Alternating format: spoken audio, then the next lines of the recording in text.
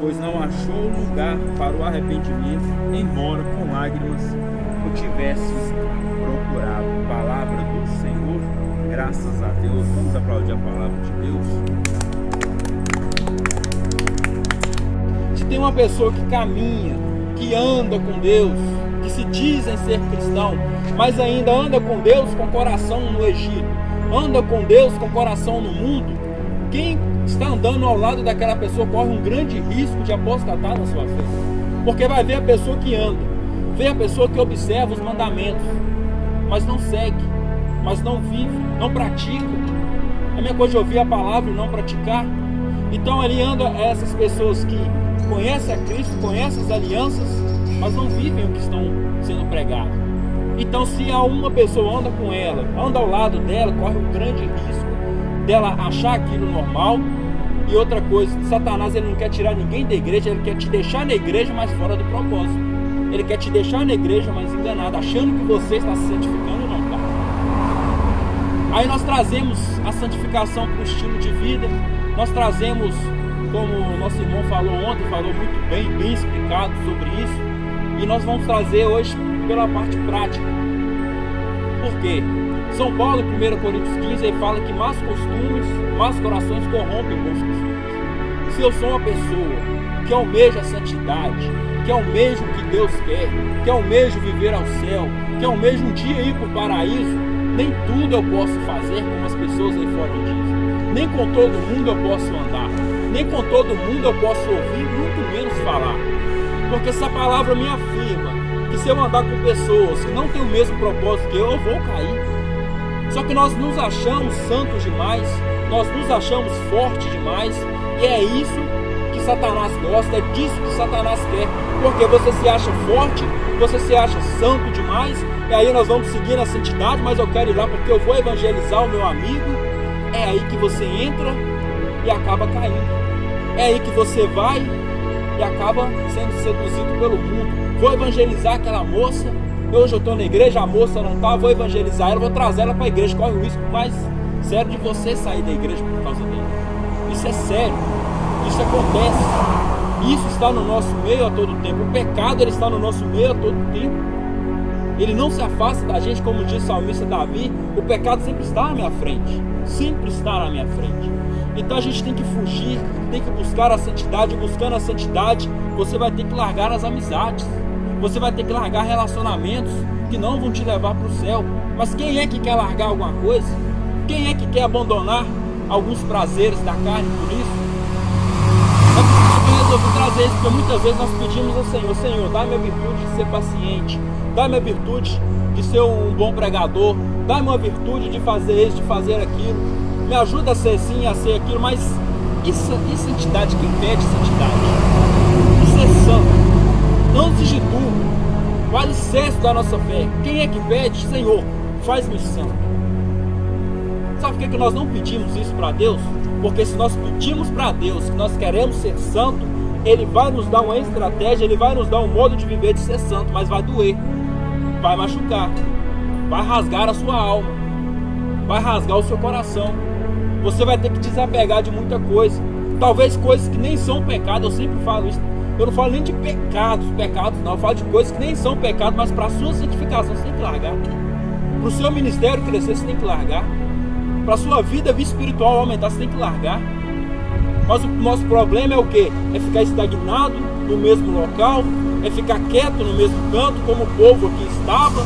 Porque o autor vê o povo de Hebreus assim, é um povo que observa as leis, que conhece as leis, conhece os 5 primeiros livros, conhece toda a aliança que foi feita com o povo. Mas é um povo que não acordou para a vida, é um povo que está esquecendo de Jesus Cristo, é um povo que está querendo andar conforme a conduta deles. E uma vez que você caminha com Cristo e volta para o pecado, você crucifica Cristo novamente, você volta Jesus para a cruz, você novamente está ferindo o coração de Jesus com os nossos pecados, com as nossas faltas de modéstias, faltas de virtudes, achando que está tudo certo, mas não está. Achando que está tudo legal, mas não está. Mas canta bonito, mas não está na presença de Deus. Prega bonito, mas não está na presença de Deus, está fora do propósito. Se nós não sonharmos em ser santo, se nós não começarmos a sonhar com o céu e chegar no céu, você vai ver os profetas, vai ver Deus, vai ver Jesus Cristo. Eu não sei como é o seu sonho de ser santo, mas se a gente não sonhar, corre um grande risco de nós apostatar da fé. Corre um grande risco de nós largarmos a Jesus Cristo. Porque essa questão da santificação, você vai pesquisar ali algumas características de santificação, é como o nosso irmão falou, é separado, é longe de coisas profanas, é uma pessoa que está buscando virtudes, é uma pessoa que está buscando sempre a Deus ao primeiro lugar. Mas como é que está o nosso coração em relação a isso? Como é que está o nosso desejo? Não é querer, eu quero ser santo, não, eu desejo ser santo. O salmista Davi, em um dos seus salmos, não sei qual o número, ele fala assim: Senhor, eu te peço e te peço incessantemente, quer habitar na casa do Deus, quer habitar na tua casa. Eu te peço incessantemente, incansavelmente. Nós temos que pedir a Deus essa graça de sermos santos. Nós temos que pedir a Deus, de onde nós passarmos, não ser melhor que ninguém, não ser melhor, mas ser diferente. Aonde você passar, a pessoa te olhar e falar assim: ali lá vai um grande profeta, ali lá vai um grande homem de Deus. Como eles olhavam para Eliseu, o homem de Deus. Antes de falar o nome de Eliseu, eles falavam homem de Deus. Ou seja, o primeiro nome de Eliseu é Eliseu, mas o sobrenome é homem de Deus.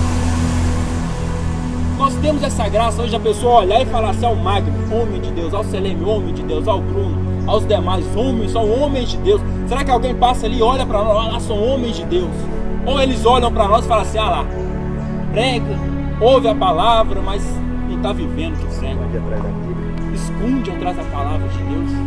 É como um lobo conduzindo as ovelhas à beira do ribanceiro. Isso só vai ser mudado. Essa visão, ela só vai ser mudada a partir da hora. Antes de tudo, faz-me santo.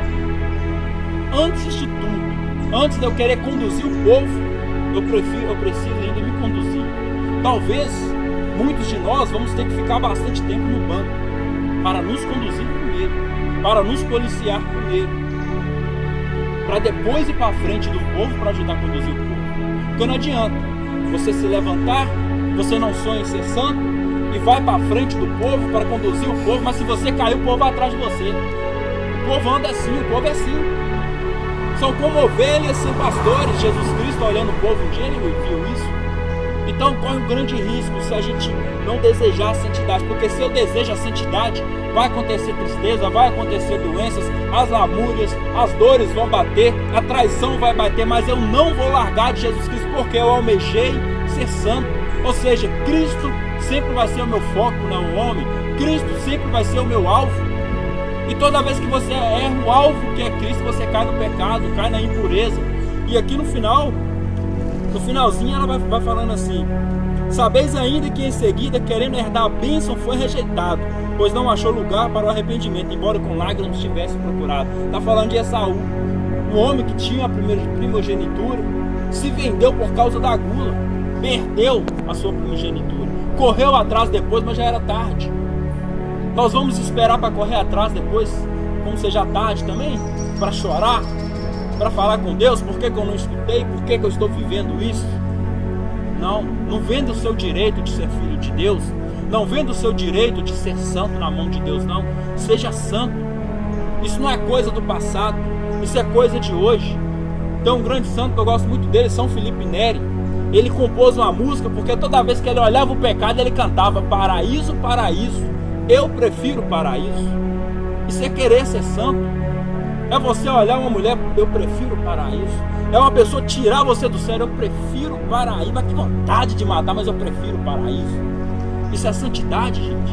Não está longe de a gente. Não é algo grandioso assim, não. É algo que está perto. É algo que está do nosso lado, do nosso alcance. Porém que a gente não está pedindo mais isso para Deus. Nós paramos de sonhar com isso. Nós paramos de sonhar com a santidade de Cristo.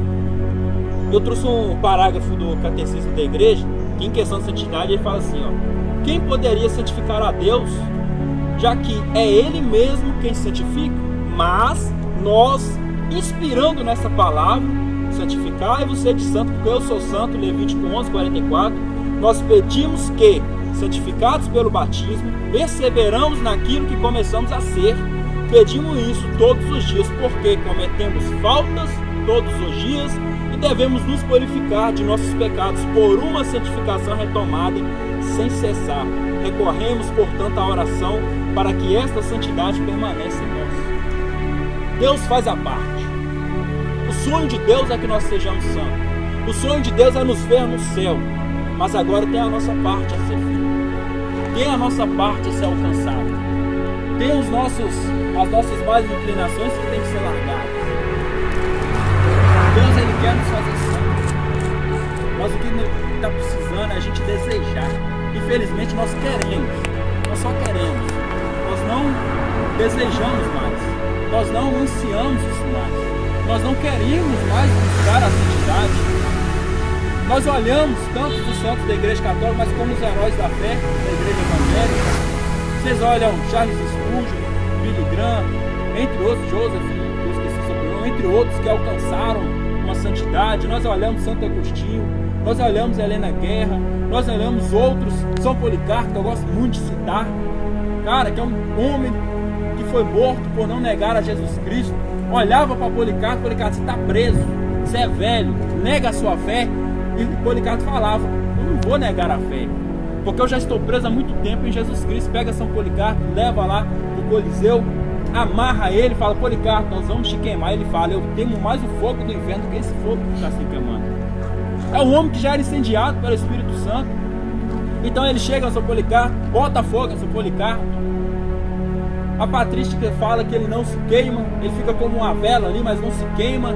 E vem um soldado por trás e desfere algumas facadas nele, e o sangue dele apaga aquele fogo. Um homem que morreu em odor de santidade. Isso não passou não, isso ainda existe. Essa santidade hoje ainda existe.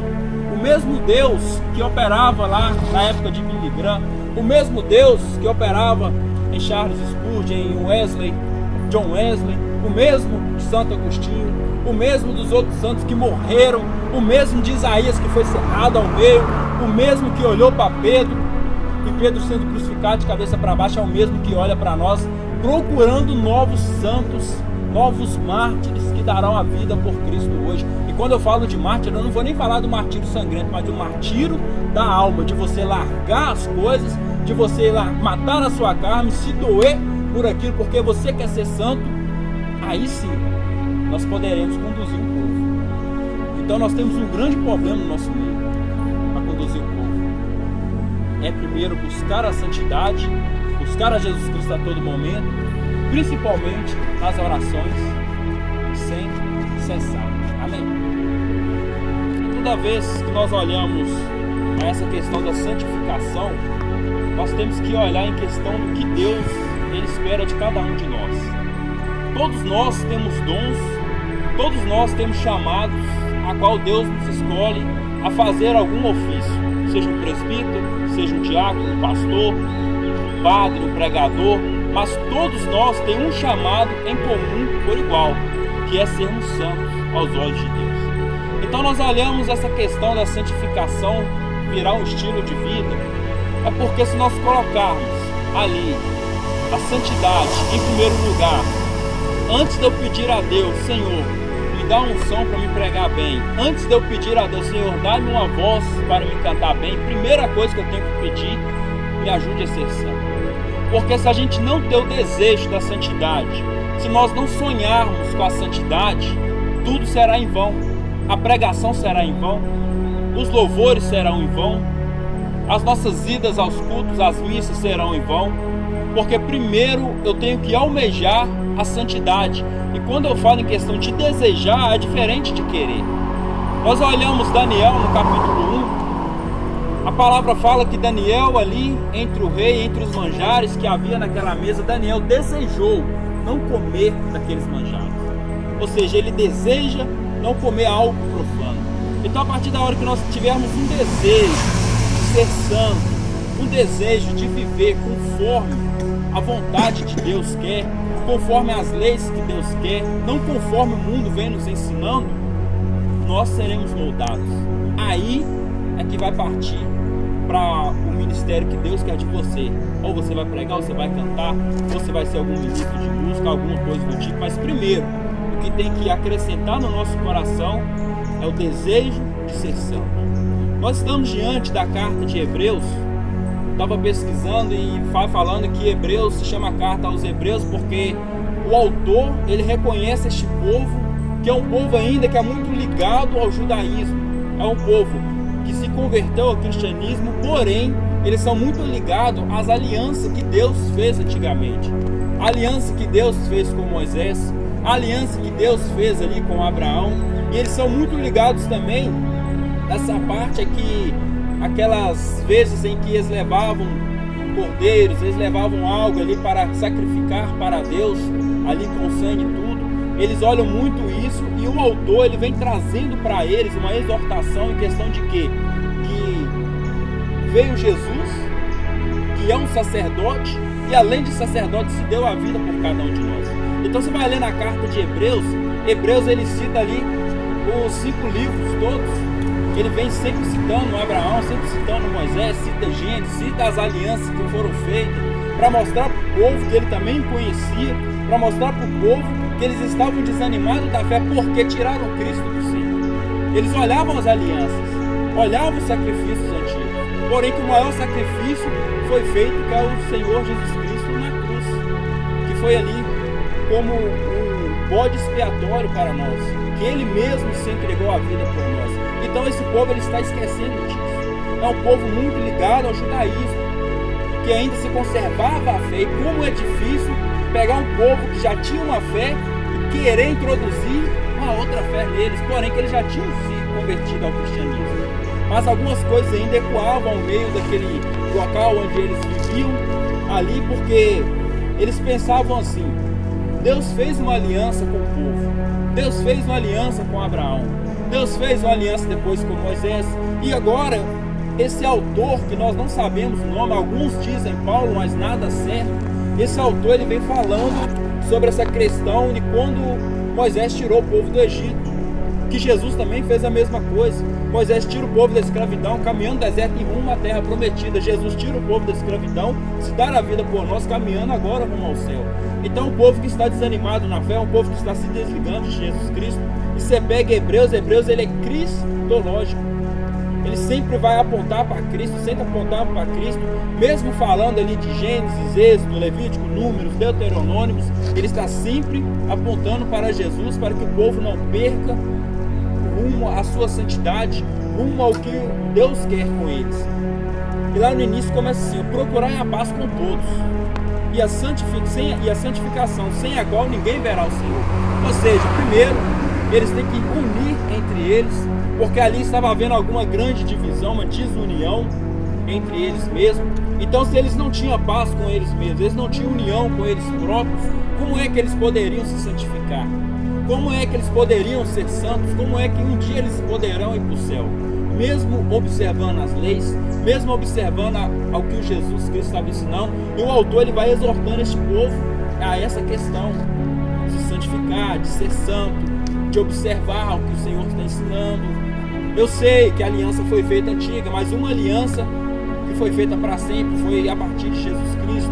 Então ele vai trazendo o povo, e essa carta ela foi escrita em meado de 65 ao ano 70 depois de Cristo, também não é certeiro, né? Estava vendo alguns escritos de São Clemente, São Jerônimo e o São Policarpo. Eles falam a mesma coisa em questão, que é uma carta com autoridade, olhando como se fosse de Paulo, mas algumas coisas dizem que não é. Então eles não colocam certeza, eles não colocam a certeza que é Paulo, eles não colocam a certeza que é tal pessoa, mas é um autor desconhecido, um autor que preocupa com o povo, que é um povo que saiu do judaísmo, caminhando ao cristianismo, porém que o coração deles está na antiga aliança, esquecendo da aliança que foi feita com eles, que é o nosso Senhor Jesus Cristo. E vai seguindo: nem haja raiz alguma da amargura, que brotando vos perturbe, e por meio dela muitos sejam contaminados. Ou seja, se o nosso coração estiver ali enraizado, algum pecado, alguma amargura, como aquele ditado fala, que uma batata podre estraga as outras no local, é o que acontece também no meio do cristianismo. Se tem uma pessoa que caminha, que anda com Deus,